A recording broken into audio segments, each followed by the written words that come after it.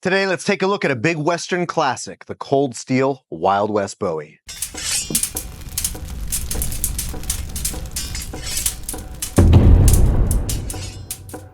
My big knife believers, my Red Dead Redditors. That's not a knife.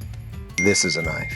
I've been a fan of big knives as long as I can remember. Sorry, got a problem, can't help it. Whether it is a Longmesser or a Bowie knife or a Cold Steel folder, it doesn't matter. There's just something so cool about carrying a big knife. It tells a lot about you as a human being. Culturally, are you compensating?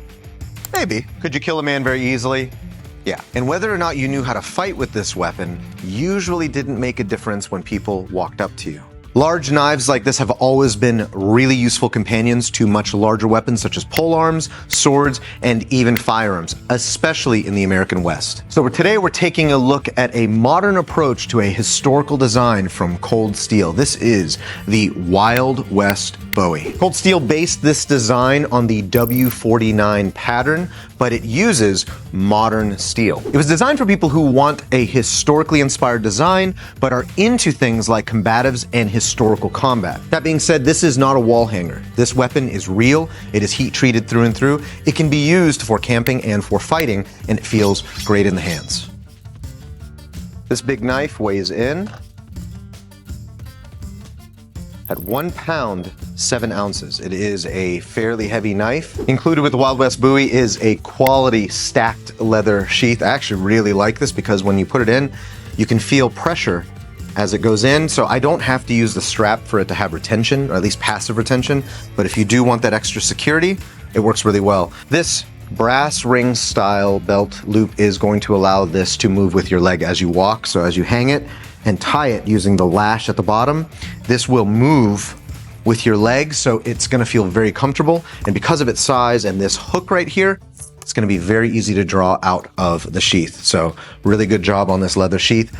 It's thick enough that I don't feel like this sharp blade is going to cut through it on accident, so your hands will be safe as you're handling the Bowie knife with the sheath. Overall length of this monster is 16 inches, tip to butt. The blade length is going to be about 10 inches, and it has a blade thickness on the stock of 0.187 inches, about 4.75 millimeters. The blade material is 1090 high carbon steel, which is a great steel for a knife of this size. The handle material is rosewood and brass screws. The guard in its S shape is going to be made out of brass, and that S shape actually helps with handling and a little bit of finger protection on your index finger. The sheath is made out of a thick stacked black leather with brass fitments and complements the Wild West Bowie very well. This entire assembly is made in India. So let's test the sharpness of the Wild West Bowie. We've already cut with this, so it isn't out of the box sharp, but just from touching, I think it's gonna cut paper really well still. So here we go. Able to carve pieces off. Able to stab using the edge. Let's try carving another piece off. So as you can see, the Wild West Bowie is able to carve an S paper, but after cutting a few targets with it, we are noticing that it wasn't as razor sharp as it came out of box. It came shaving sharp when we got it, but after cutting a few bottles with it, it did dull a little bit. I would still say that this is still very dangerously sharp. So how is the fit and finish of this knife? Coming out of the box, this blade looked amazing. It didn't feel like Pakistani trash or anything like that. It felt very well put together, very polished, and all the fittings feel like they go together. The grip doesn't protrude from the scales. The scales look decently finished. I wouldn't say that this is a display piece. It looks very utilitarian, but it doesn't look like something you would buy out of a Bud K catalog. It feels really good in the hands. The blade polish is satin, so you aren't gonna see a reflection in it, but it is shiny enough that it looks very, very nice. The brass furniture on this also pops in the rosewood handle very, very nicely. There aren't any ugly maker's marks, so you're not gonna see Cold Steel stamped on this one. It's going to have a more historical look. So if you were to use this in a historical reenactment of any kind, I do think that this would fit the bill very nicely. I would keep in mind though that Cold Steel is stamped on the side of that leather sheath. So what could this knife be used for? This knife would make a very good camp companion if weight is not something you're trying to watch in your gear. With a knife this big, you're able to baton wood very easily. You can still get your finger on the back around the quillons here and still carve and do whatever camp tasks you need. But this knife is also a great self-defense implement against people or maybe some medium-sized animals. Historically in the West, Bowie knives of this size were used by frontiersmen all the time, whether it was for self-defense, for more nefarious tasks, or for breaking down camp. The larger Bowie knives were used in all sorts of tasks, and the shape of the Bowie knife still lends to a combination of chopping, slicing, and thrusting to this day. It is still a very effective blade shape, and when they're scaled up to this size, they become tremendous slashers. What do I think of this knife as a fighting knife? So I am a knife fighting instructor. I've been trained in different forms of knife fighting for the last 15 years, but I do not specialize in knife fighting with a Bowie. For that, I'm gonna have to send you guys over to my guy, Tim Anderson. Tim is one of only a handful of students left of the late Colonel Dwight McLemore, a man who codified a lot of the fighting techniques using weapons like the Bowie. And in fact, the Colonel also codified a lot of other frontier-style weapons, such as the tomahawk. If you're interested in knowing more about how to fight specifically with a knife like this, check out Tim Anderson's channel and his website. But my own speculation as a knife fighting instructor, how do I feel about this Bowie? It doesn't take a rocket scientist to know how to kill another man with a weapon this big. Slashing, stabbing, striking, all of this is going to be very easy. And as somebody who likes larger knives, my impression of the Wild West Bowie is that it is front heavy, but not as front heavy as you might think. That 2-inch point of balance from the guard makes this weapon actually a lot lighter than you might think. And so you can actually wield it around a little bit better and not feel like you're holding a little tiny hatchet. That's kind of my impression when I first looked at this knife, that it was gonna feel like an axe in the hand, and it doesn't feel like an axe. I can move the knife around in any way I need to, and it feels like a fighting knife, not a gigantic camp knife. Now, I've never held any historical examples of Bowie knives this big, so I have no idea what they felt like back then, but I have a feeling they probably felt like this. Implements that were used for fighting evolve over time to fit that specific scenario. And so I highly doubt that most high quality period pieces are going to feel like choppy axes. They're gonna have a very similar feel to this because men needed these weapons back then to defend themselves. And if they were bad at defending themselves, they would not sell. Now this knife, very similar to historical examples of Bowie knives, this example has a very pronounced and very curved false edge, a clip point, which makes the profile of the Bowie very noticeable. But this one is not sharp. This is not sharp. Now the Bowie knife is often referred to as the knife that cuts twice, and that's because a lot of times this swedge, this back edge, was also sharpened. So you can come back up as you're striking to come back up and cut with the back edge as well.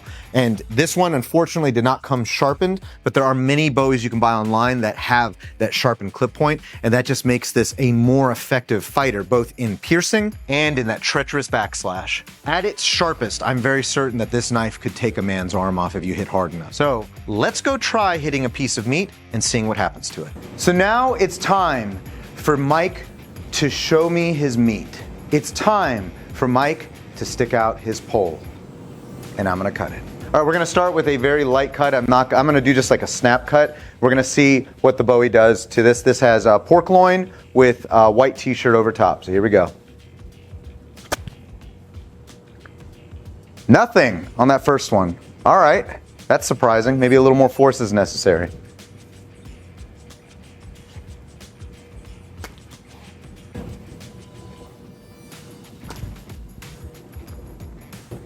It feels sharp enough. It feels sharp enough. All right, we're gonna try one more time, and we may have to resharpen this after all the stuff we did to it. I'm gonna cut further down right here.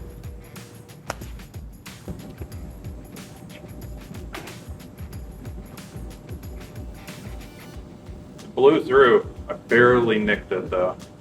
Okay, so it might be not sharp anymore from all the crazy stuff we've done to it, so we're gonna go ahead and get a sharp one and see how that goes. All right, so the very first time we're trying to cut through this is a double wrap t-shirt on the meat. The knife has gone through a lot, and it is not as sharp as it came when we first got it, and as you can see, nothing really did a whole lot of damage on the double wrap. So what we're gonna do now is we're gonna grab a factory sharpened version, because we actually have two of them, and we're gonna see if that makes a difference. So let's give that a try.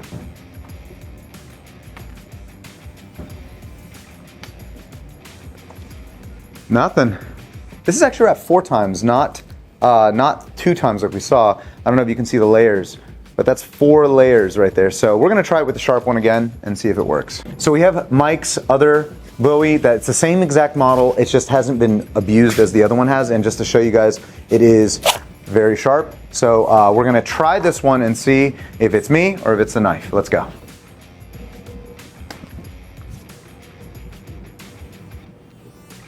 No, do it again. Okay, that went through 3 layers. 3 layers that time. It didn't even reach the meat. I'm gonna try thrusting real quick. Okay, that went in.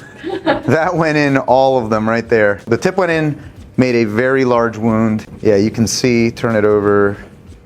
You can see it went in, pretty deep, went through all of them. We're having a little trouble slashing through the 4 layers. And again, no one's gonna be wearing 4 layers, but if they're wearing a heavy jacket, it could be. So let's try it again one more time. So we're still having trouble going through these 4 layers of, it's just plain t-shirt. The only cut that we have that's deep is that puncture, and it went all the way through. If you can see it back there, it went from here to here, but all the slashing on these are having a hard time. So we're gonna try it a little closer up. Maybe you guys can see what's going on. We finally make it through. So maybe that's, I don't know if that's us or the knife, but that knife's very sharp. To whack it and drag. That's a lot of layers. That's a lot of layers. So let's try this. This I would say is a good example of why having a very sharp knife is important, because when somebody wears thicker clothing, especially multiple layers, this is going to stop a lot of your surface level cuts. We're gonna try just a single layer to see how a single t-shirt could represent a knife hitting it. While Mike's getting that next stick wrapped up with the single layer t-shirt, I think this is a good opportunity to talk about how layering regular clothes over your hands or arms can actually save those limbs from pretty heavy cuts. That knife is much heavier than most of the knives that we test cut with, and it had trouble going through 4 layers of a normal Hanes white t-shirt. So you can imagine if you had to defend yourself against a knife attack, wrapping that arm, that front arm and hand, in maybe a towel or a scarf or a jacket of some kind multiple times can stop that knife from doing serious damage to your hand and give you opportunity to seize the weapon-bearing limb, possibly save your own life. So it's something to consider when you're thinking about how to defend yourself against a knife attack. All right, Mike is rewrapping the pork loin, and it's gonna be 2 layers total instead of that 4. So hopefully that will work this time. All right, 2 layers instead of 4 against the cold steel Bowie. Let's see if it cuts through.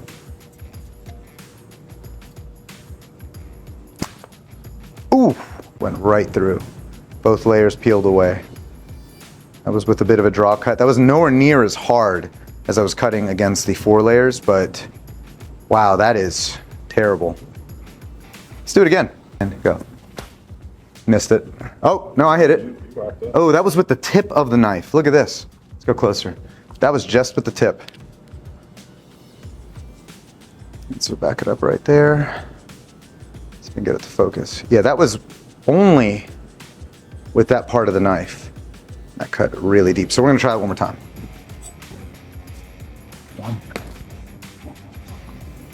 I think I hit the tape. Yeah. All right, let's try it again. Yeah, maybe do it on that side. So this technique is from the Rive knife system. It is a back cut into what is known as a razor shield, and it is how to cut a hand that's trying to stab you without overextending and overcommitting to your snap cut. So essentially what happens is I miss that first cut, that number 2 cut coming in, he stabs, and I'm hitting like that. So I'm gonna try cutting it. I'm gonna step off angle from Mike. I'm gonna try shearing it down. There's a few layers of clothing right here, so we're gonna see if it can go through. Oof, that is a mess, a mess, a mess. And the knife, when properly sharpened, it'll go right through. No effort at all, no weight needed. It shears right through. So very sharp out of the box. If you dull it, obviously you're gonna have to resharpen it. That's with any knife. but there's so much weight behind this knife that a simple chop is going to do a lot of damage, so very impressive. In terms of weight and handling, while it does feel better than you would expect, this knife is still going to have a front balance compared to something like a K-bar that also has this clip point. So I would manage your expectations of how light this is going to feel. You are going to feel the strain if you try to recover very, very quickly as you would with a much lighter knife. That being said, this knife is not slow. And what you gain in that weight is tremendous chopping power and a lot of reach. The guard is something that I really do like with this knife. It protects the hands really, really well while also having this upswept back part that doesn't poke into your wrist as you try to rear back. This small little shelf right here gives a little bit of protection on that index finger. And if you know anything about codified knife systems, hitting the hands and the fingers are primary targets for knife fighters. And if anybody tells you otherwise, they don't know what they're talking about. A chop from a knife like this would take a finger clean off with very minimal force. So having this little bit of a slope that it's not a full D-guard, but it does come over the hands just enough that if I tilt my hand down and a knife does reach it, it is going to protect my hand. And again, that upswept shelf is going to help as I try to do a Molinet or as I try to bring the knife back. It's not going to poke into my hand. I really like the feeling of this knife. The guard doesn't get in the way at all. Historically, Bowie knives were made famous by a guy named Jim Bowie in one of his famous fights in which he was famed to have used his Bowie knife. The shape of the Bowie knife that he used is lost to history. We have some people claiming that the knife they have is actually his. In the one or two descriptions that we have seen, we don't think that this pronounced clip point is what he used. He had something more akin to, some people say, like almost a kitchen knife with a spear point. The commercialized opinion of what a Bowie knife was, and after that fight, these types of knives sold like crazy in the West. And it's still popular to this day because we love them to this day. And at the pommel, this little J-hook at the end is going to give your hand a lot of purchased grip and not fly out of your hand when you're throwing a hard cut. You can also choke down on the blade and put maybe your middle finger right there on the J-hook. And this gives you that much more reach, which is a knife fighting technique that's seen in multiple styles. Being able to cast out and strike further out with your hands further from the guard, less exposed, and still with this weight of this blade, you're still gonna have a lot of chopping power and the knife's not gonna fly out of your hand. So I do like this little J-hook down here, and there is a lanyard hole that you can put a piece of cordage, wrap it around your wrist. So if you do so happen to accidentally let go of it, you can just retrieve it immediately. This knife currently can be found anywhere from $90 to $140, depending on where you look. And I think that that's a really good cost to what you're getting. 1090 is a really good steel. It's hard. It's going to hold edge very, very well. And so long as you take care of it and you oil it, it's going to last for a very long time. It's certainly more durable than many of the steels that were used in the time of the Bowie knife's relevance. So as long as you do your part, you're going to have this knife for a long time to come. And as far as I checked, Cold Steel's warranty is actually pretty decent. So if for some reason you do have a fault in the steel and it breaks, they'll most likely replace it for free. You just have to reach out to the customer service. So who is this Wild West Bowie for? Lots of different people like Bowie knives. It's not just people who are into Wild West iconography and tools and weapons, but if you are into things like Red Dead Redemption or Western films or just Western culture in general, this knife is going to find itself to be very comfortable at your side and you're going to enjoy pulling it out and doing things with it. It is really cool. I myself am not really an enthusiast of the Frontiers era or even Wild West iconography, but I do really like this weapon. Picking it up, it just feels great in the hand, and I feel that if you're a knife collector or if you're an outdoorsman who wants a large knife for not that much money, or you are somebody who is interested in that time of our history, this is going to be something you're going to want to pick up because it really doesn't cost that much. And while most of what we teach on this channel is historical European martial arts, this is one of the few weapons that is from historical American martial arts. You can see the Bowie being used by native tribes all over the United States, as well as Westerners coming over, many other Americans settling the plain. The Bowie knife is ingrained in American history and remains one of the knife designs that we continue to use in the modern era. Don't believe me? Take a look at the design of the K-bar knife. Overall, I think Cold Steel knocked this one out of the park. It's an affordable, durable, and attractive knife that maintains great value in camping and in self-defense and fighting, and it looks historically accurate. And it wouldn't be a Western without some coffee. Try our Duelist Elixir, guaranteed to make you a better knife or sword fighter. We sell this at our store online at the website down below. It's in the link. The beans are from Papua New Guinea and roasted locally at the Eastern Shore. Tastes great, keeps you awake. If you're interested in learning historical European martial arts, definitely check out our schools in Fredericksburg. The link to those schools are in the descriptions below. We teach everything from longsword, langmester, and even Japanese sword fighting. And quite often, we have Tim Anderson coming in to teach the Bowie knife, the tomahawk, and many other frontier weapons. So you're not gonna wanna miss those seminars when they pop up. If you're looking for practical, real-world, modern knife fighting, we teach a system called Rive here at this school, here with my other company, Applied Defense Concepts. And this year, we're gonna be releasing our free ebook, our paid ebook, and a full set of online courses to learn our knife system. Rive is a system that I've been developing for the last 15 years, and it is easy to learn. It is extremely effective. It's based in reality, and it's also enjoyable for the general martial artist as well. So be on the lookout for that. If you want to know when all of that stuff drops, I'm gonna link the website down below with our email blast, and you will be the first to know when we launch the Rive ecosystem. If you're interested in combat t-shirts and merch, we have ones for sale on the website, just like this one, the Big Knife Club, but we have a few others as well. We don't have one up for the Bowie yet, but who knows? I may make one. All right, guys, that's all I got for you. Bye. You know, in Western movies, I always see the Bowie being used as like, it's on the hip, but you also always see it being thrown. So I'm kind of curious. I'm kind of scared to throw this thing. It's huge. I'm really curious to see if it can withstand being thrown. It's not meant for that, and I'm kind of afraid this tip is gonna snap off, but it doesn't, it's big, so I don't think it will. Let's try throwing it. Let's see what happens. So we got this knife throwing stand that's seen some better days. I gotta replace all this. We throw so many knives at this thing, it's like falling apart. So don't make fun of how ragged this thing looks. It should look new soon enough once I can stop being lazy and replace this with some pieces of wood, but I think it should work for the Bowie. So let's pull this thing out. We'll put that over there. And then this thing just folds out. Isn't that cool? We normally throw these kinds of knives. These are the cold steel throwers. We actually like them a lot. And I practice half spin or no spin throwing. The cold steel Wild West Bowie, I have no idea how to throw this thing. It's so tip heavy. Yeah, it's not a good thrower, but I can figure it out. We'll try it again. Let's do it again. I think this knife is better as a spinner, but I'm still gonna try it. Oh, there we go. Boom, got it.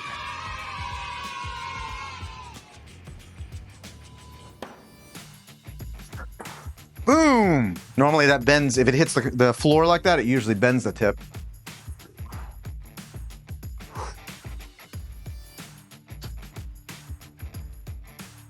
All right, I'm satisfied. I think I figured out how to throw this Bowie. I wouldn't throw this long range. Obviously, I wouldn't throw any knife long range. I think a short range throw, anything you hit with a Bowie is going to hurt them, even if it hits them with the handle. It's so easy to just chop right in. I can't get enough. Let's do one more. Yeah, figured it out. Guys, throwing knives is a lot of fun. Just make sure you're doing it safely. Throwing a knife this big, not something you do every day, so really, really cool. I would say this is an okay thrower, but you really have to know where that rotation is gonna hit, so I wouldn't use this as your thrower. Throwing knives is also very damaging to blades. It will hurt the scales, the vibrations through it are gonna rattle this knife pretty loose, and if you miss and hit the ground, you're gonna see edge and tip damage. So this hit the concrete. It's a rubber mat with concrete and it usually bends blades. I do see that it's not as needle sharp anymore. There's no chips in that blade at all, like nothing. It's just dirty, right? So this is a very durable heat treat, whoever did this. And it chops, man. That thing is crazy.